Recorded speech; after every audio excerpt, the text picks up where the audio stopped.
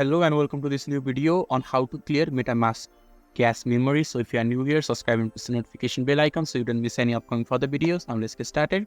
So firstly, you need to gain access of MetaMask extension.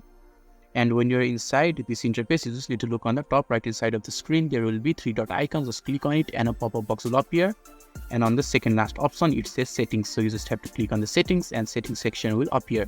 And you just have to look on the left hand side of the given interface, and there will be list of multiple things. You just have to choose the second tab, that is advanced. Just click on the advanced, and on the right hand side the advanced section will appear, and you just need to scroll down a little bit and you will be able to see clear activity tab data. So you can just click on clear activity tab data and a confirmation box will be shown to you. You just have to click on clear and all the activity and nonce data will be cleared, but your balance and coming transaction won't change. Just other thing will be, or the cache memory will be removed and cleared, but your incoming transaction and the balance of your account won't change.